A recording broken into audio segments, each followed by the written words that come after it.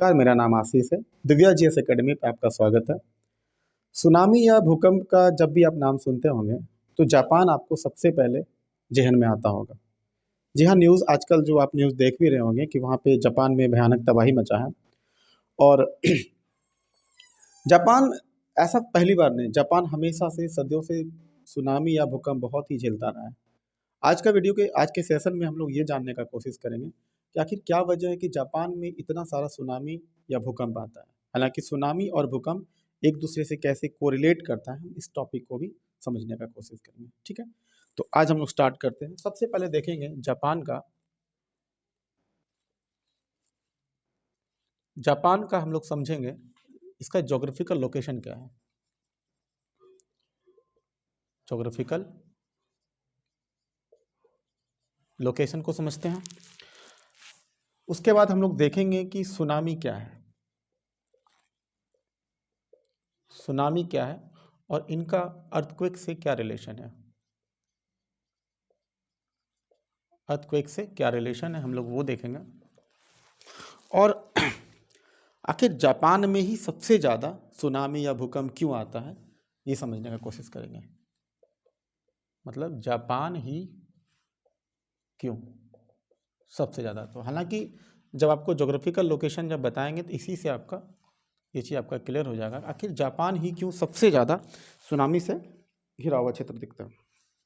देखिए, बात ये होता है कि सबसे पहले जब आप ज्योग्राफिकल लोकेशन आप देखते हैं जापान का, तो जापान का वैसे तो मेरे पास कोई परफेक्ट मैप नहीं है, एक रफ डायग्राम बनाते हैं। ठीक है, आप लोग मान लीजिएगा जैसे तैसे करके। इसमें जापान में लगभग जो है आपका 8 आइलैंड है। इस 8 आइलैंड का ये क्षेत्र जो आप देख रहे हैं, इस क्षेत्र का नाम है, इसको मतलब उत्तर मध्य क्षेत्र का नाम बोलते हैं पे। उत्तर मध्य क्षेत्र का जो एरिया है पे, उत्तर और मध्य जो मिडिल पॉइंट है, उत्तर मध्य क्षेत्र, इस क्षेत्र का जो नाम है उसको कहते हैं इशिकावा नाटो बोलते हैं इसको। इस क्षेत्र को क्या बोलते हैं? Ishikawa NATO. इस क्षेत्र को क्यों पढ़ रहे हैं? क्योंकि जो भूकंप जो हुआ था इसी जगह पे स्टार्ट हुआ था, इशिकावा के पास नाटो, ये हमारा मूल केंद्र है। ठीक है, ये लगभग शाम के 4 बजे के आसपास यहाँ पे स्टार्ट हुआ और लगातार लगभग एक दिन तक लगभग 150 झटके जो है कंटिन्यू होते रहे। और इस वजह से बहुत जनमाल के भी नुकसान हुआ, बहुत बड़ा नुकसान हुआ और कई सारे लोगों को विस्थापित, लगभग 10 से 15 हज़ार लोगों को, 10 से 15 क्या उससे भी कहीं ज़्यादा, लगभग जिस तरह का न्यूज़ वगैरह जो आ रहा है, लगभग 40 से 50 हज़ार लोगों को वहाँ से विस्थापित होकर के किसी ऊंचे जगह पे जाना पड़ा। क्योंकि ऊंचा जगह थोड़ा सा सुरक्षित जगह माना जाता है, क्योंकि सुनामी आने की वजह से सभी जगह पे सुनामी आने के कारण से बाढ़ का खतरा होता है और उसके वजह से सभी लोगों को सुरक्षित तौर पे ऊंचे जगह पे ले जाना पड़ा।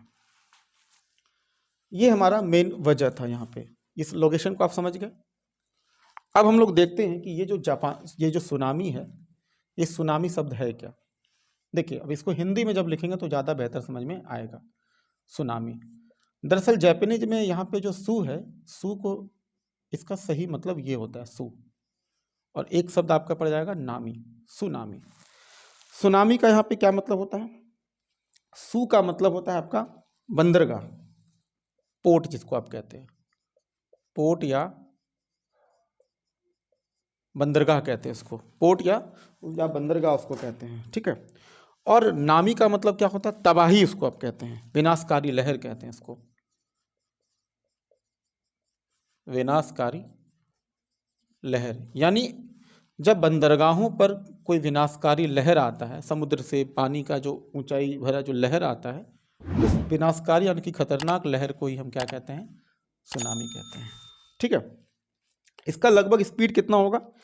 इसका स्पीड जिस जगह ये जैसे यहाँ पे इशिकावा और नाटो के इस्पात स्टार्ट हुआ था ये चीज़, तो लगभग इसका जो स्पीड है वो करीब करीब 650, जब ये सुनामी की लहर जहाँ पे स्टार्ट होता है, यहाँ पे मूल केंद्र होता है, 650 किलोमीटर पर आवर के रफ्तार से वहाँ से स्पीड से पानी जो है आगे फ्लो होता है, 650 किलोमीटर पर आवर। लेकिन जैसे जैसे वो समुद्र के तट के करीब जाता है उसका स्पीड कम हो जाता है। अच्छा, एक बात और समझिएगा, जिस जगह पर ये लहर उत्पन्न होता है वहाँ पे समुद्र का जो पानी का जो ऊंचाई है वहाँ पे लगभग 4 से 5 फीट के आसपास होगा, लगभग, हाँ 4 से 5 फीट के आसपास।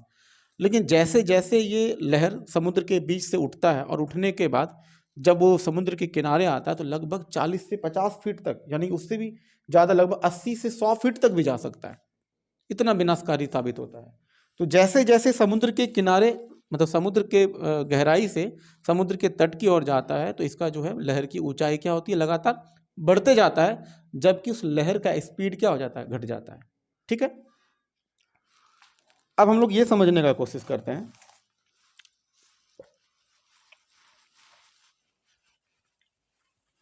इसका कारण क्या है, सुनामी आने का रीजन क्या है।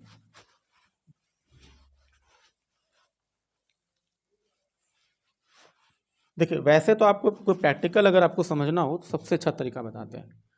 कोई मान लीजिए कोई एक थर्मोकोल का प्लेट ले लीजिए आप, प्लेट थोड़ा सा, उसमें किसी बीच वाले पॉइंट पे अगर आप नीचे से फोर्स जनरेट करते हैं, नीचे से अगर उस प्लेट में पानी भरा हुआ होगा तो देखिएगा वो जो कंपन, जहाँ बीच से आपने फोर्स जनरेट किया, उसके वजह से जो कंपन है वो किनारे तक पहुंचता है, यानी कि वो लहरनुमा जो आपको जो डिज़ाइन आप जो देखते हैं पानी का, वो किनारे तक पहुंचता है। यानी कि समुद्र के बीच में अगर किसी भी प्रकार का हलचल होगा तो वो हलचल की वजह से जो पानी का जो लहर है, शुरुआत में हालांकि उसका स्पीड ज़्यादा होगा, हाइट कम होगा, लेकिन जैसे जैसे वो समुद्र तट के किनारे पहुंचेगा उसका हाइट भी ज़्यादा हो जाएगा, लेकिन स्पीड कम हो जाता है, उसका फ्रीक्वेंसी कम हो जाता है। हम लोग देखते हैं कि सुनामी के जो है वो कारण क्या है। तो देखिए, कारण में सबसे पहले तो इसका माना जाएगा रीज़न अर्थक्वेक। अर्थक्वेक यानी कि भूकंप आ जाता है। दूसरा रीज़न हो जाएगा लैंडस्लाइड। लैंडस्लाइड। तीसरा रीज़न आपका हो सकता है परमाणु विस्फोट। अगर कोई देश परमाणु विस्फोट कर दे। और अगला रीज़न हो सकता है वोल्केनिक इरप्शन, यानी कि ज्वालामुखी प्रक्रिया। और एक रीज़न हो सकता है कि कोई एस्ट्रॉयड है या कोई उल्का पिंड है, अगर वो पानी में गिरे, उसके गिरने की वजह से हो सकता है। देखिए, अर्थक्वेक तो सबसे बड़ा रीज़न आपको पता ही है कि अगर समुद्र के बीच में अगर वहाँ पे अगर अर्थक्वेक आता है तो अर्थक्वेक के आने की वजह से वो सुनामी रूपी जो लहर है वो स्टार्ट हो सकता है। हालांकि अर्थक्वेक आने के रीज़न क्या है, बहुत सारे रीज़न हो सकते हैं। और वॉल्केनिक इरप्शन भी जब भी होगा तब भी हमारा अर्थक्वेक होता है। परमाणु विस्फोट की वजह से भी हो सकता है, कोई एस्ट्रॉयड अगर पानी में अगर गिर जाता है तो उसके वजह से भी वो सुनामी रूपी लहर जो है स्टार्ट हो सकता है। और कहीं पर अगर लैंडस्लाइड होता है उसकी वजह से भी सुनामी स्टार्ट हो सकता है।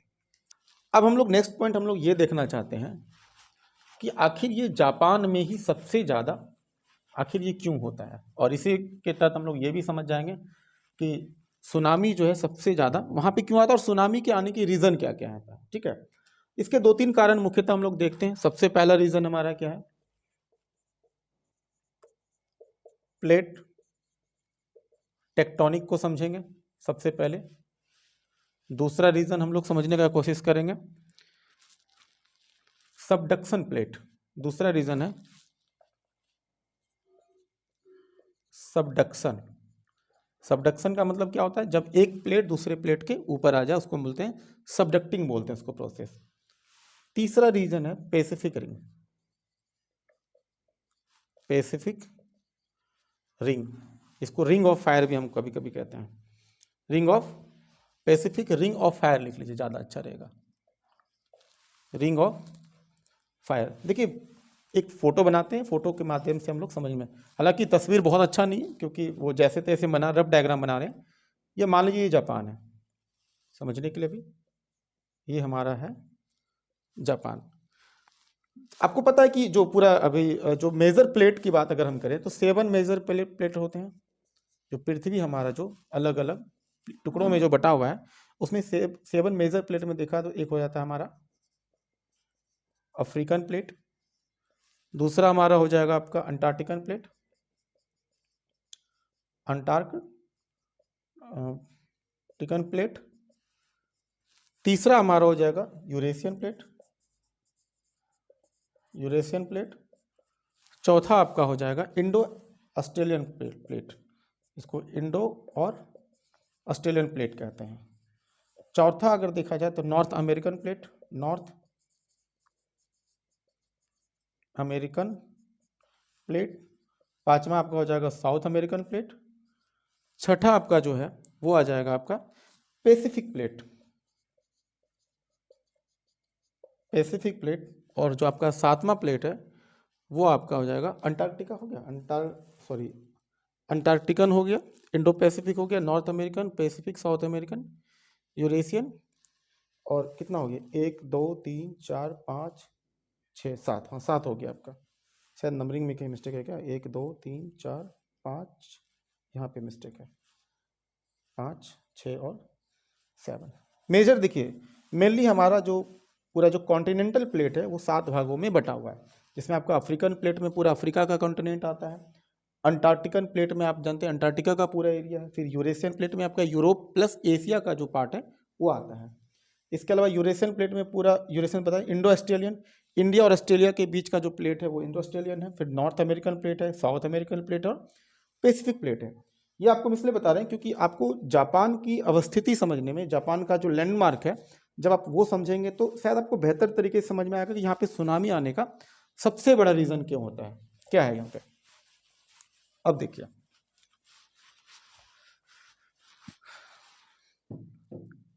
यहाँ पे जापान के पास आप जब देखिएगा तो इसको थोड़ा मिटा के फिर बाद में बताते हैं आपको। इस जगह हमारा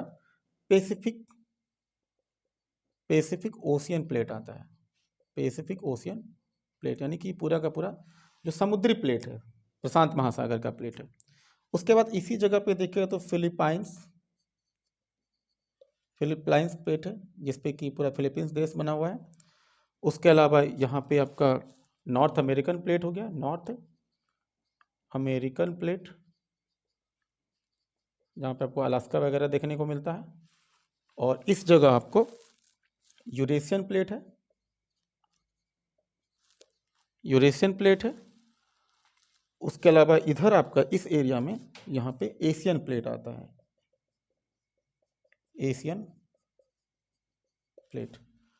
अब देख रहे हैं कि आप यहाँ पे अलग अलग प्लेट, इसके चारों तरफ प्लेट, दैट मीन्स देखिए कहने का मतलब यहाँ पे क्या है, वो समुद्री प्लेट भी हो सकता है और स्थलीय प्लेट भी। प्लेट मतलब वो पृथ्वी के ऊपर का जो कवर है, जिसके ऊपर पानी का भी हिस्सा आता है और भूमि का भी हिस्सा आता है, उसको आप प्लेट समझ लो। जस्ट लाइक जैसे कि नारंगी का छिलका है, अगर सोचिए नारंगी के छिलके में कुछ गड्ढा वाला पार्ट होता है, कुछ छिलका वाला पार्ट होता है, जैसे कि वो कुछ जगह पे छिलका कवर के साथ होता है, किसी किसी जगह पे विदाउट कवर होता है। आप जस्ट लाइक वैसा सोचो, पृथ्वी आपको जैसा दिखता है एक्चुअली वैसा नहीं है। अगर आप विदाउट वाटर आप पृथ्वी को देखोगे तो जस्ट लाइक जैसे किसी नर कंकाल को आप देखते हो ना, जस्ट लाइक वैसे ही दिखेगा, एकदम धसा धसा हुआ, कहीं पे उभरा हुआ पार्ट है, वो बिल्कुल गोल तो कतई नहीं है। ठीक है, तो ये जो जापानीज जो प्लेट है, जैसे ये तो आपका द्वीपों का समूह है। अब देखिए यहाँ पे यूरोशियन प्लेट और नॉर्थ अमेरिकन प्लेट, ये प्लेट बाउंड्री जो है आपका यहाँ पे पड़ा हुआ है।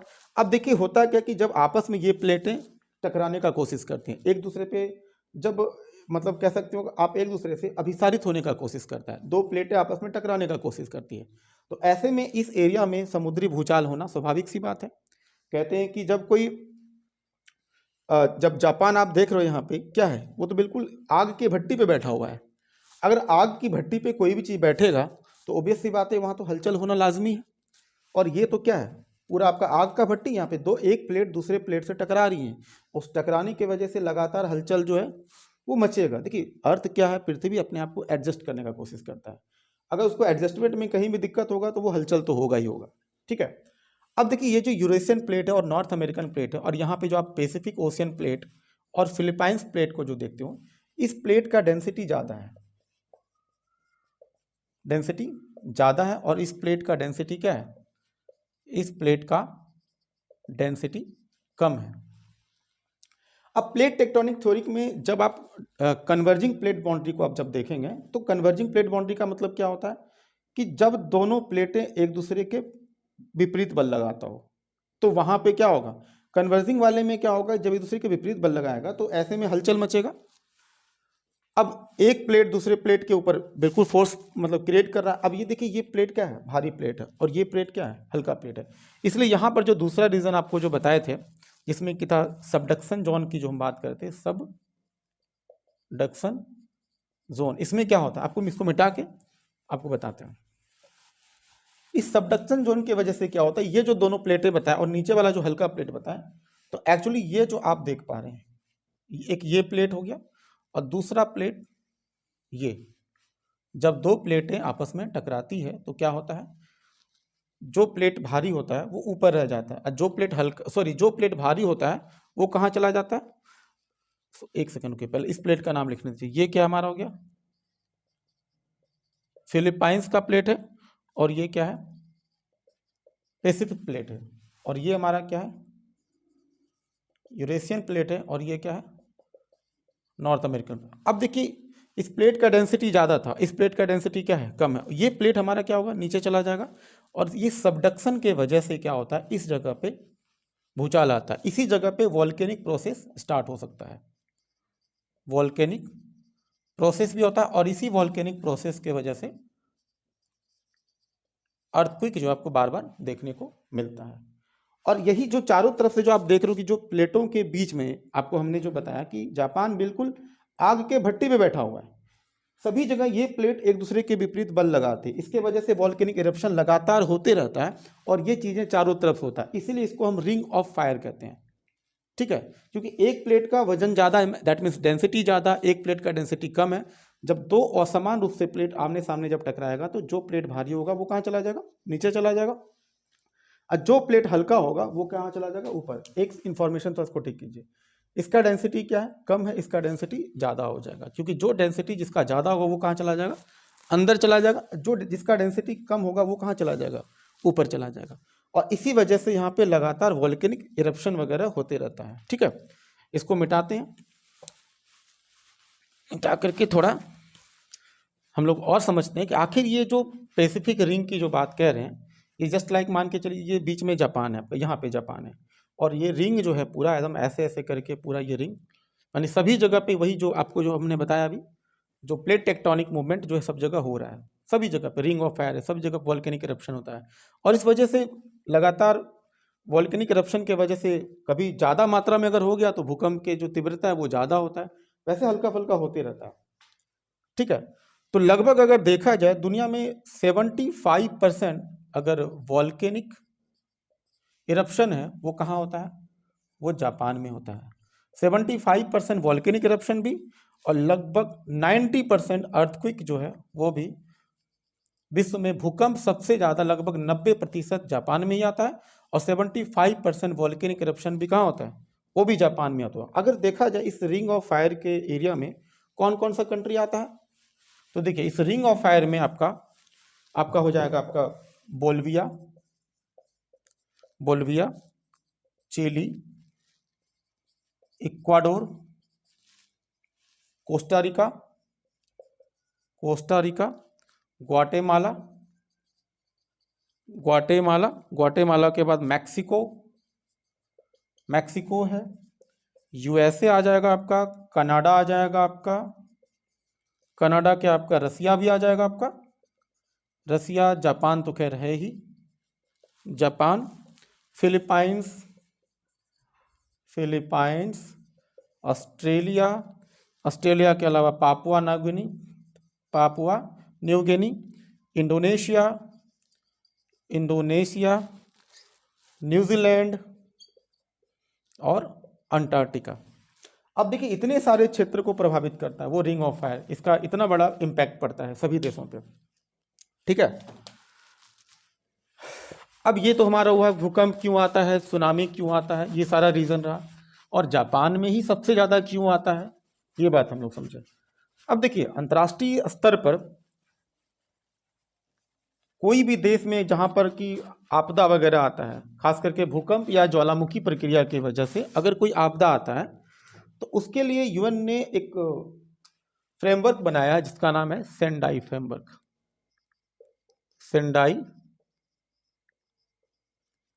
फ्रेमवर्क। देखिए अब जापान में इतना सारा तबाही आया तो उसका तो कुछ ना कुछ कंपनसेशन तो बनता है। अंतर्राष्ट्रीय स्तर पर कई सारे संगठन जो है उनको कोशिश करेंगे कि उनकी जो क्षतिपूर्ति हुई है उसको थोड़ा सा कम किया जाए। अब यहाँ जो सेंडाई फ्रेमवर्क है ये दरअसल 2015 में ये मीटिंग हुआ था, और सेंडाई क्या है, जापान का एक क्षेत्र है सेंडाई, और ये एक बहुत ही प्रोग्रेसिव स्ट्रक्चर माना जाता है इसको, सेंडाई फ्रेमवर्क को प्रोग्रेसिव। प्रोग्रेसिव फ्रेमवर्क इसको हम कहते हैं, या इसको स्ट्रक्चर भी बोल सकते हो आप।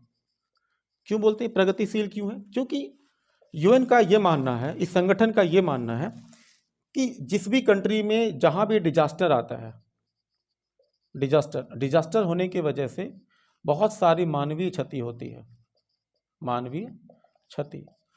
तो इनका ये कहना है कि जहां भी डिजास्टर आता है उनके मानवीय क्षति को जितना ज़्यादा से ज़्यादा हो सके हम कम कर पाएँ।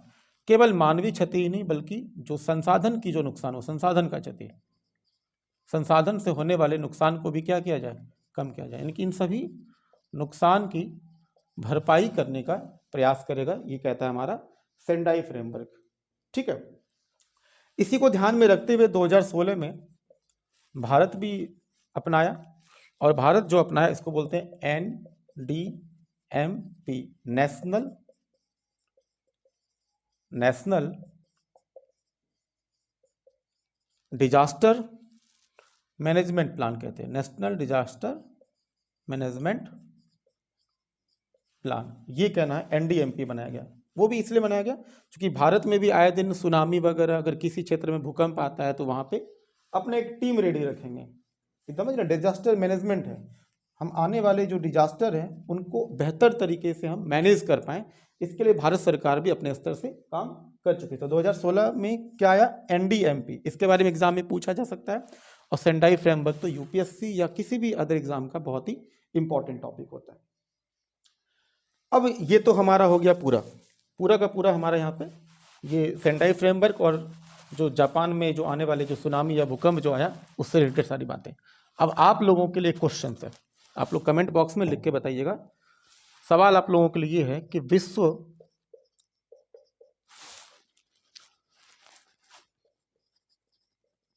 सुनामी जागरूकता दिवस कब मनाया जाता है? ये पूछा जा सकता है वनडे एग्जाम में, कब मनाया जाता है? ऑप्शन नंबर ए है आपका 5 अक्टूबर, ऑप्शन नंबर आपका बी है 5 नवंबर, ऑप्शन नंबर सी है आपका 5 दिसंबर, और ऑप्शन नंबर डी है नन ऑफ दिस। इसका उत्तर आप लोग कमेंट बॉक्स में लिख के बताइएगा। तो आज हम लोग इतना ही रखते हैं, बाकी मिलते हैं फिर हम लोग नेक्स्ट वीडियो में। Thank you.